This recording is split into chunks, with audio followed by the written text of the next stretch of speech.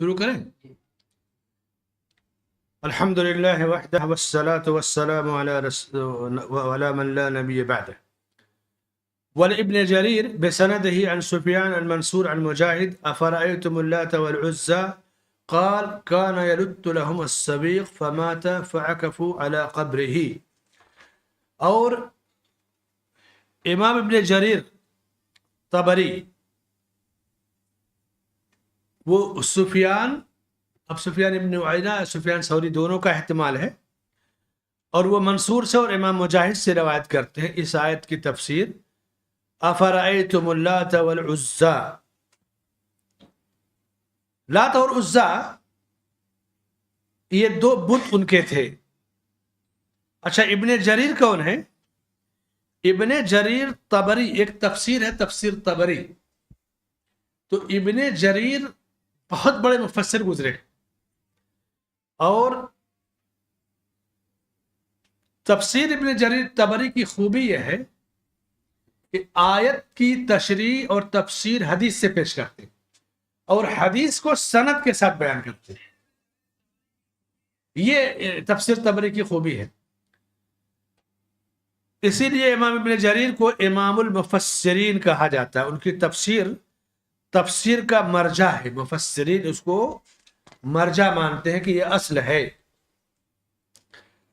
تفسیریں ہر زمانے میں رہی ہیں، عقلی تفسیریں رہی ہیں، جیسے تفسیر رازی ہے زمخشری وغیرہ کی، یا اس زمانے میں تفہیم القرآن ہے، تدبر قرآن ہے مودودی کی، یہ سب عقلی تفسیر ہے. مکمل اعتماد ان پر نہیں کیا، چونکہ یہ لوگ تحریک سے جڑے تھے، ایک مشن سے. یا سید قطب کی فی ظلال قرآن ہے، تو اپنا جو ان کا ایک مزاج تھا کہ تحریک، حکومت قائم کرنا اور یہ کرنا، اس کو اپنا تفسیر میں اڈیل دیا ہے. امام طبری وغیرہ نے کیا کیا کہ سچی اور امانت داری کے ساتھ حدیث کی روشنی میں تفسیر پیش کر دیا. ایک جملہ اپنی طرف سے نہیں کہا ہے، اور یہی اصل امانت داری ہے اللہ کے کلام کو پیش کرنے کی. اور تفسیر قرطبی بھی اسی طرح سے ہے، عربی میں ہے. حدیث قرآن کی تفسیر حدیث سے، حدیث سند کے ساتھ ذکر کیا. اور تفسیر بغوی، امام بغوی کی، یہ 3 تفسیریں عربی میں بہت مستند ہیں. اور انہی کے راستے پر چوتھی تفسیر تفسیر ابن کثیر ہے. حدیث قرآن کی تفسیر حدیث سے، اور حدیث ایسا نہیں کہ صرف نقل کر دیا، سند سے بیان کیا ہے.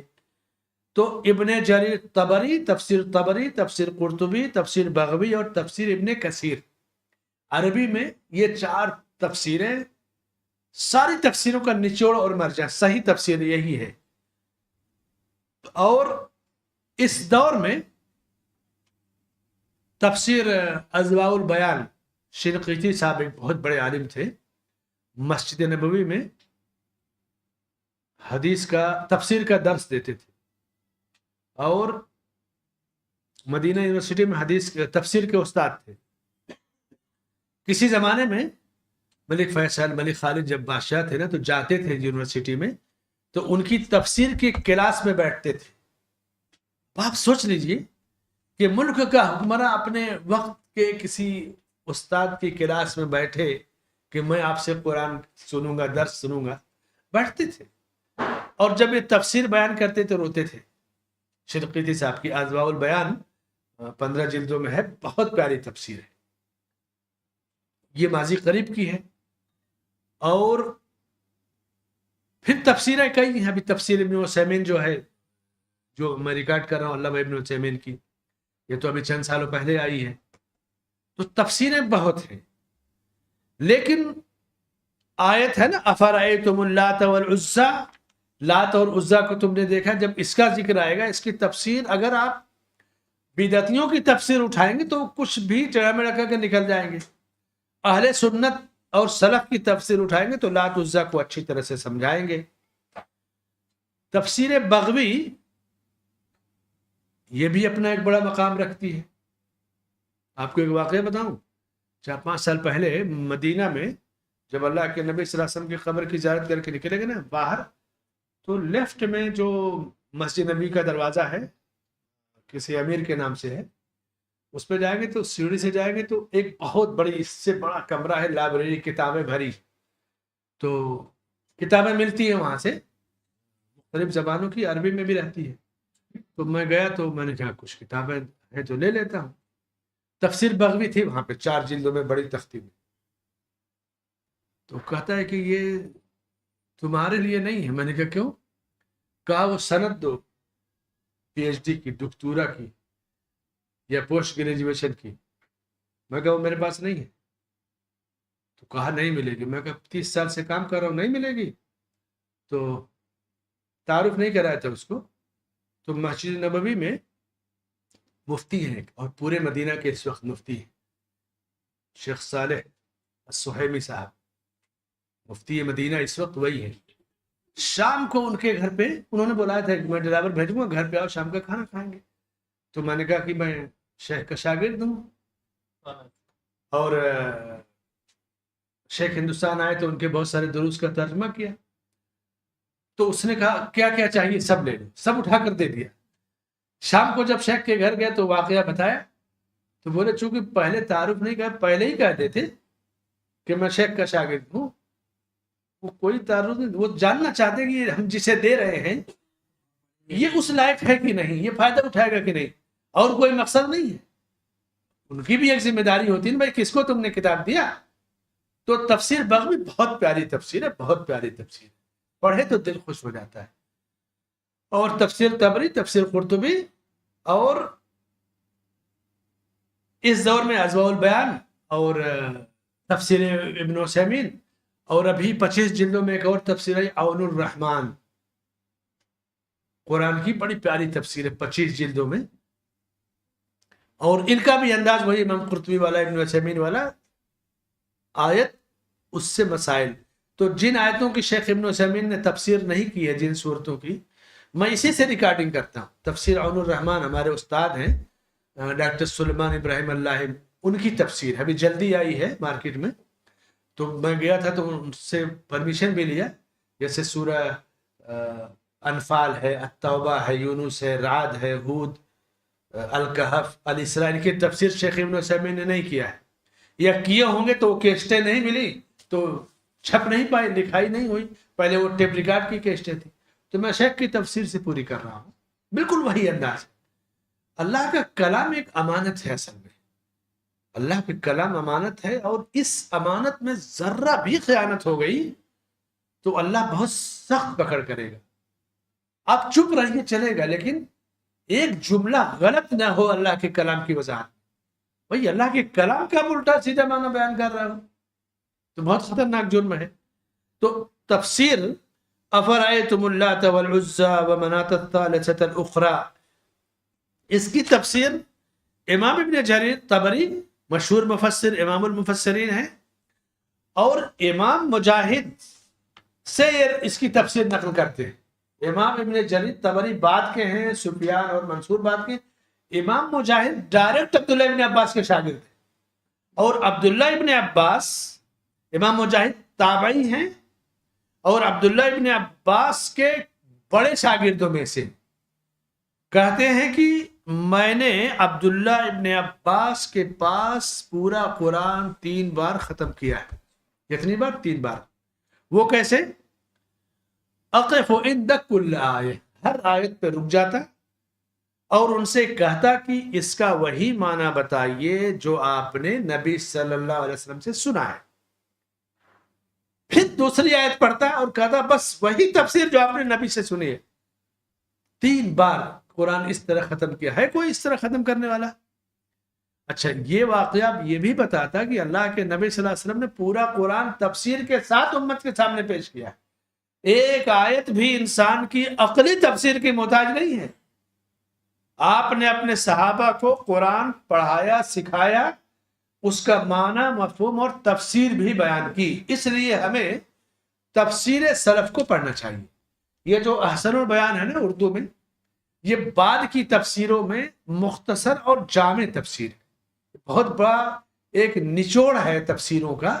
اگر کسی کو بڑی لمبی تفسیریں پڑھنے کی فرصت نہ ہو تو احسن البیان ایک تو دارالسلام سے چھپا ہے مکتبہ دارالسلام سے، دوسرا جو مجمع ملک فہد سے چھپا ہے مدینہ سے، وہ دونوں میں سے کوئی بھی آپ پڑھیں گے زبان بھی پیاری ہے، طریقہ استدلال بھی پیارا ہے، اور نچوڑ ہے بڑی اور سلف کی تفسیروں کا۔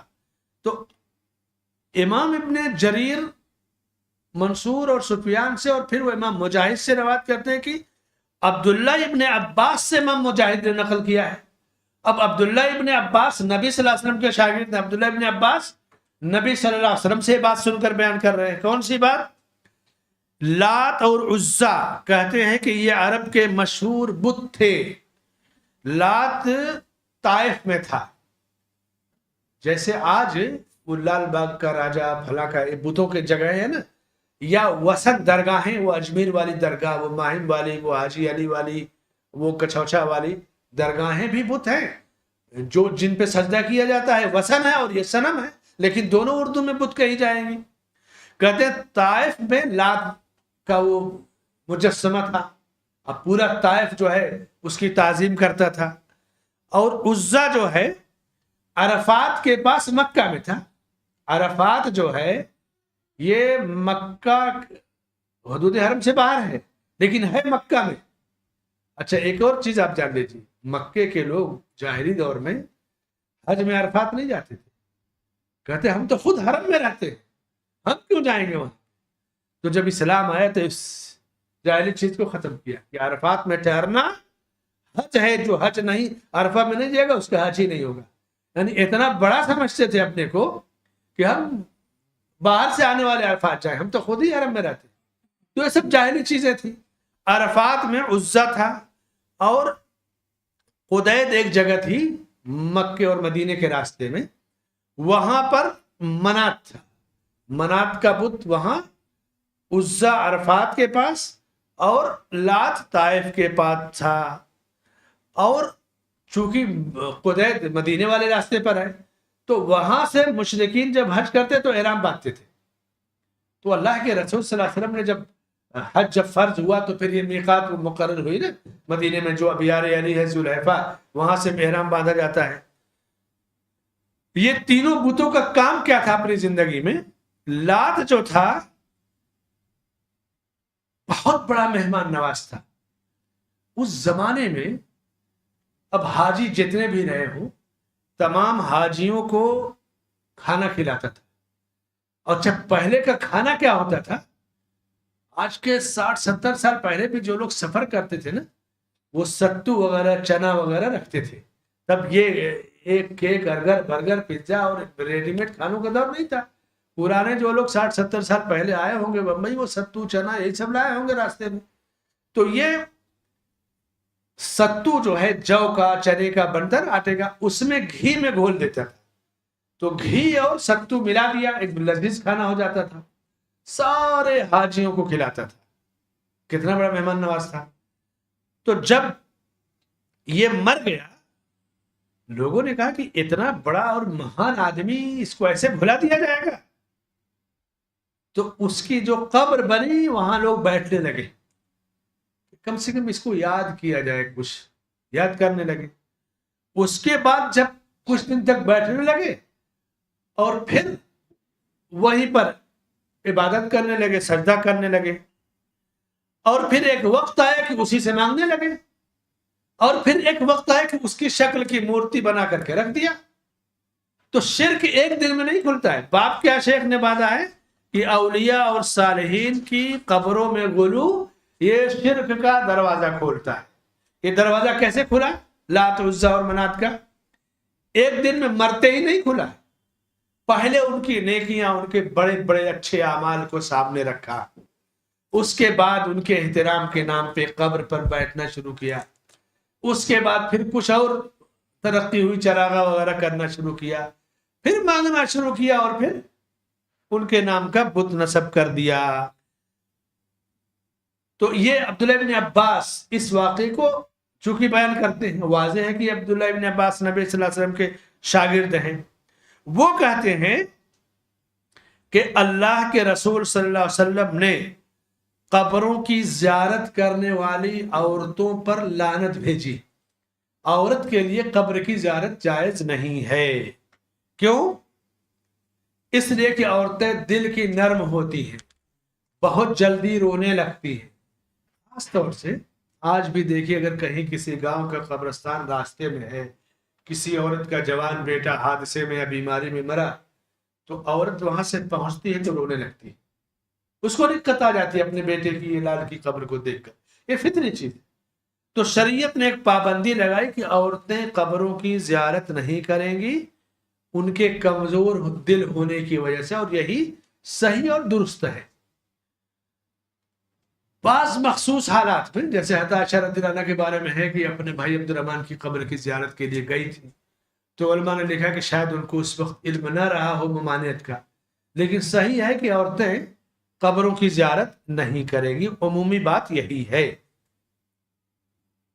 یہ خطاب عورتوں اور مردوں دونوں کے لیے ہے.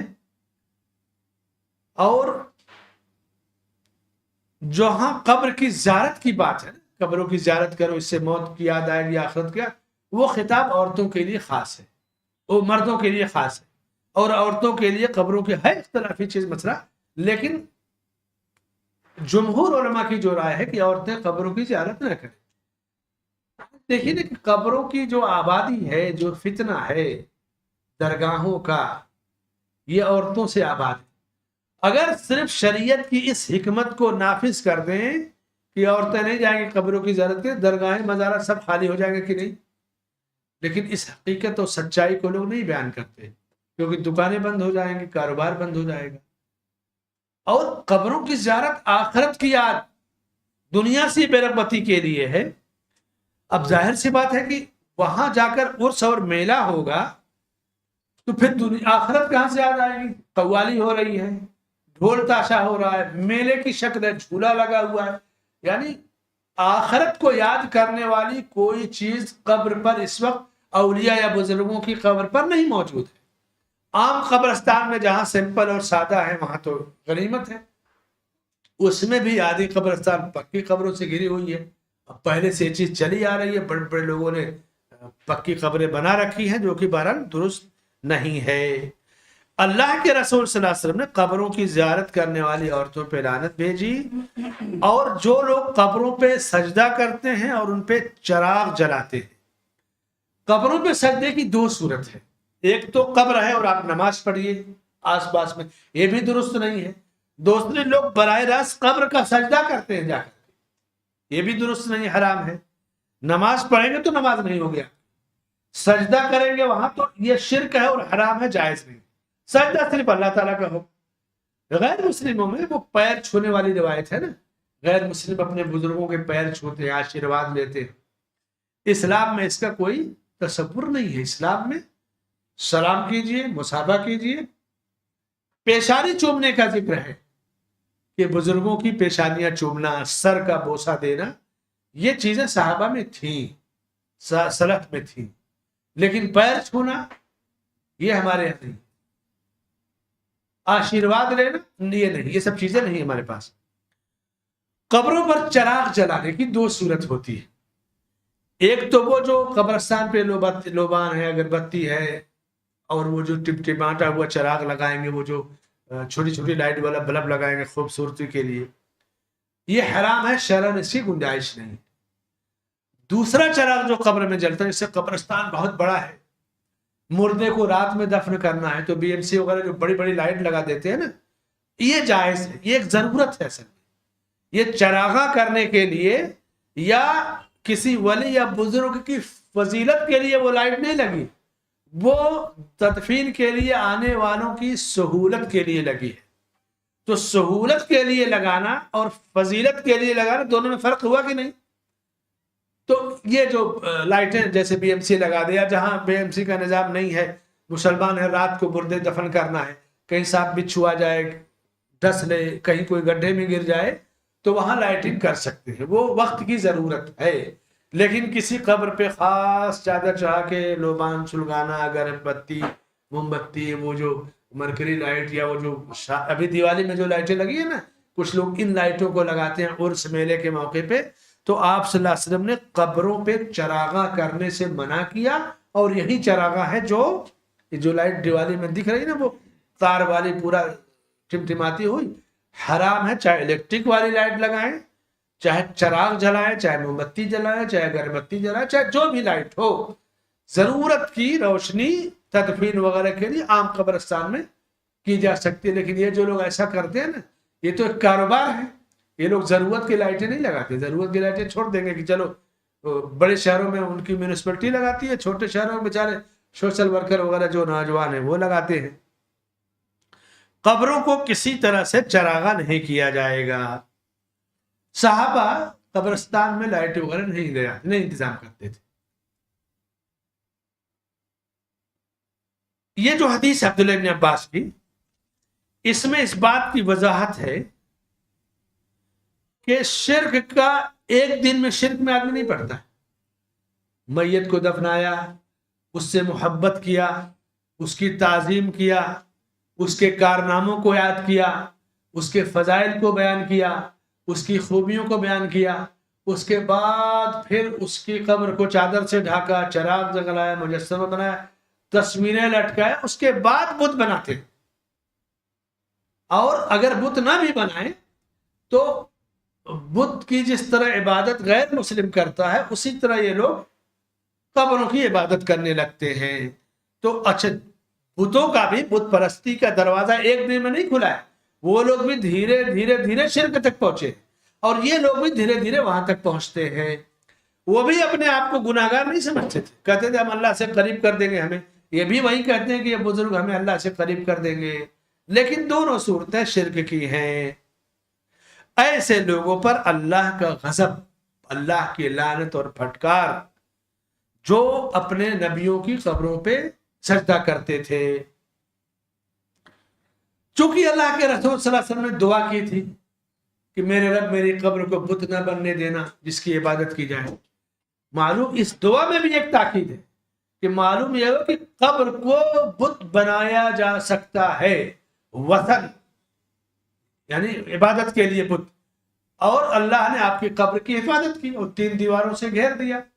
اور آج جو لوگ قبروں کی عبادت کر رہے ہیں، سجدہ کر، وہ وثن اور بت ہی ہے. اللہم لا تجعل قبری وثنا یعبد. نبی کی یہ دعا وضاحت کر رہے ہیں کہ قبر بھی اگر پوجی جائے تو وہ بت ہی ہے.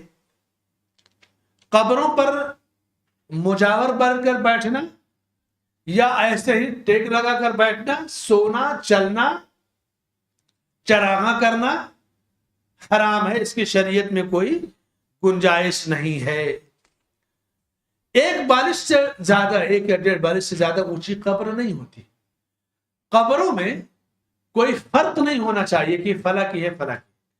آپ مدینہ گئے ہوں گے، بقیع میں دیکھیے یا مکے میں العدل میں کھڑے ہو جائیے، اس میں تو 10,000 کے قریب صحابہ ہیں جو زمین میں نبی کے بعد سب سے افضل تھے. لیکن کچھ فرق کر پائیں گے آپ قبروں سے؟ نہیں کر پائیں گے. ریاض میں مقبرہ العود ہے، آپ دیکھیے کہ بڑے بڑے بادشاہ، وقت کے حکمراں، امیر، گورنر سب دفن ہیں. کچھ نہیں فرق کر پائیں گے، سب ایسے ہی اسی طرح ان کی قبریں ہیں. قبروں کو ایک دوسرے سے الگ نہیں ہونا چاہیے، ایک انداز کی قبریں ہونی چاہیے. اچھا، ایک اور شرعی مسئلہ سن لیں.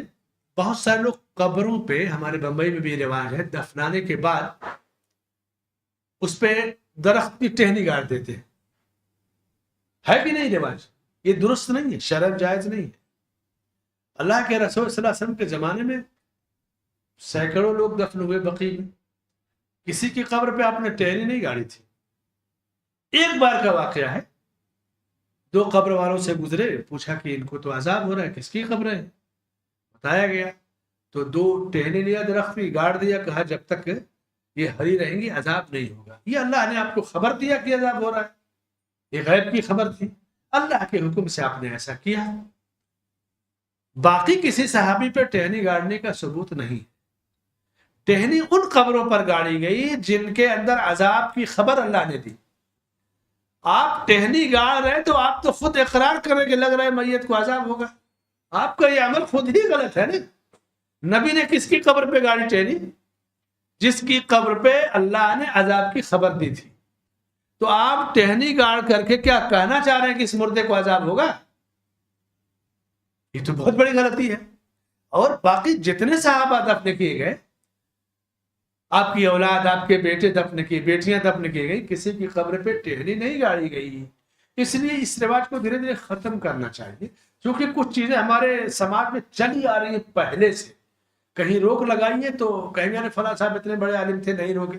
ٹھیک ہے، عالم تھے نہیں روکے، ممکن ہے کہ علم نہ پہنچا ہو، یا بعض دفعہ عوامی دباؤ کے تحت بھی بہت سارے علماء بہت ساری باتیں نہیں کہہ پاتے. مسجد میں امام صاحب دعا کرتے ہیں فجر نماز کے بعد پابندی سے، تو امام صاحب کو میں نے الملخص الفقہی دیا، شیخ صالح فوزان کی کتاب، پڑھیے اس کو، اور کئی کتابیں دیا، رابطہ کیا ان سے. پھر ایک دن کہا مولانا یہ بتائیے کہ آپ پڑھے لکھے عالم، کہیں سے بھی حدیث سے، صحابہ کے عمل سے، یا ائمہ ہی سے جن کا آپ نام لیتے ہیں، فرض نماز کے بعد پابندی سے دعا کرنا ثابت ہے؟ میں آپ سے جھگڑا یا اختلاف نہیں کر، بس ایک سوال کر رہا ہوں کہ کہیں ہے ذکر؟ اس لیے کہ ہم لوگ منع کرتے ہیں. تو اگر آپ کے پاس ثبوت ہے تو دیجئے تاکہ ہم منع نہ کریں. ہم نے کہا کوئی بات نہیں. تو پہلے مسکرائے، بولے کیا کرے، عوام کا مطالبہ ہے، لیکن کبھی کبھی کرے میں چھوڑ دیتا ہوں. واقعی کبھی کبھی نہیں مانگتے تو دیکھتا ہوں میں، کبھی کبھی چھوڑ دیتے. بہت ساری چیزیں عوامی دباؤ کے تحت ہمت نہیں کر پاتے علماء، جہاں کمزور ہے یا جہاں کی عوام اجڑ ہے. لیکن حق حق ہوتا ہے، حق سے بڑی کوئی چیز نہیں ہوتی. تو ٹہنی گاڑنا بھی اسی میں سے. دھیرے دھیرے اس کو اپنی ذات سے آدمی کو ختم کرنا چاہیے. اچھا، اس کے بعد ایک اور آخری مسئلہ، عورتوں کے لیے قبروں کی زیارت. عورتوں کے لیے قبروں کی زیارت منع ہے.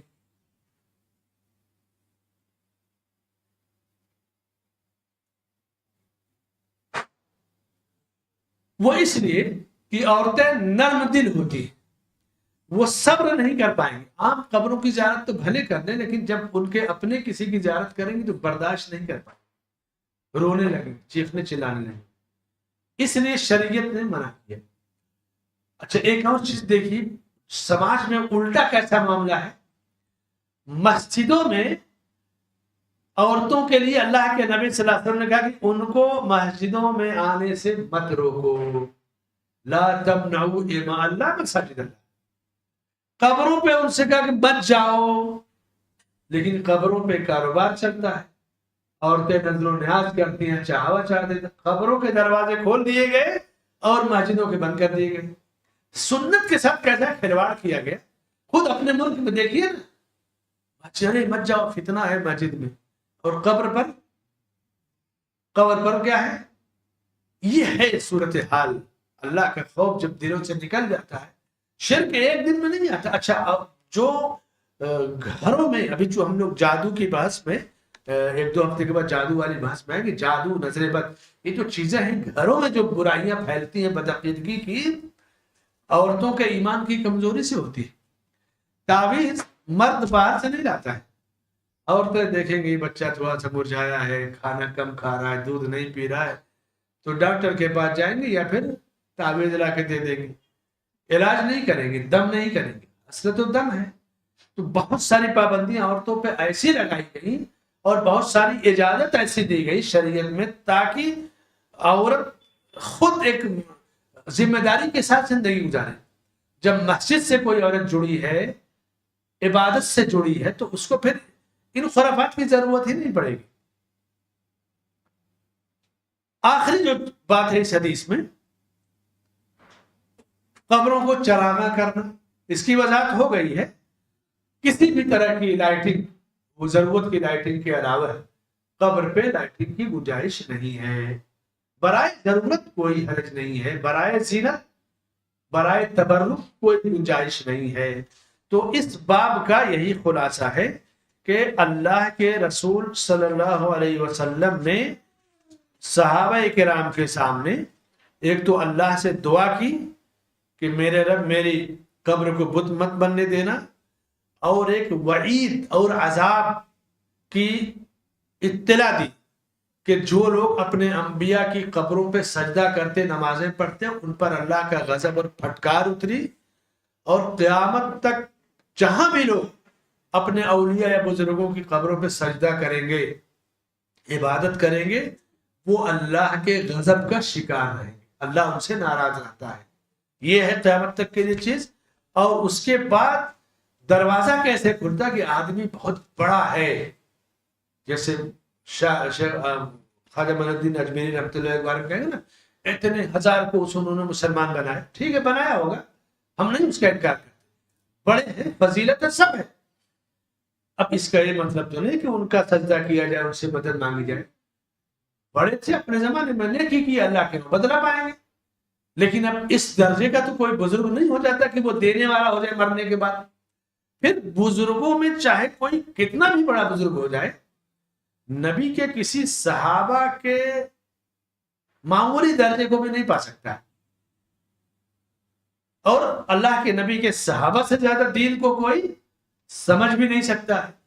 تو اصل چیز یہی ہے کہ ہم دین کی صحیح شکل سے جڑے رہیں۔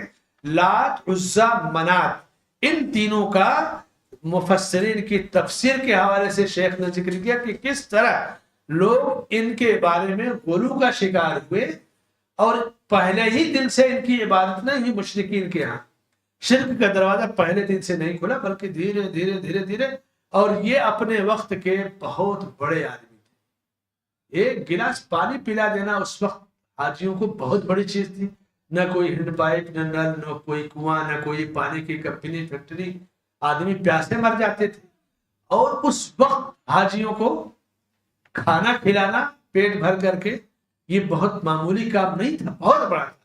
تو ان کے بڑے ہونے کو لوگوں نے مرنے کے بعد ان کی بزرگی کا ایک بڑا سبق سمجھ کر کے عبادت بندگی شروع کر دیا، اور پھر وہ شرک میں پڑ گئے۔ کسی بڑے کی بڑائی سے انکار نہیں ہے، وہ بزرگ ہی رہیں گے، چاہے اجمیری ہو، چاہے مہائمی ہو، چاہے حاجی، جو بھی ہو، ان بزرگوں کی شان میں ہم کمی نہیں کرتے، ان کو برا بھلا کوئی نہیں کہے گا، اس کی گنجائش نہیں ہے۔ یہ بڑے ہیں، لیکن کسی کے بڑے ہونے کا یہ مطلب نہیں کہ ان کا سجدہ کرو، ان سے مانگو، ان کی قبر سے نفع نقصان کی امید کرو۔ یہی عمل شرک کا دروازہ کھولتا ہے۔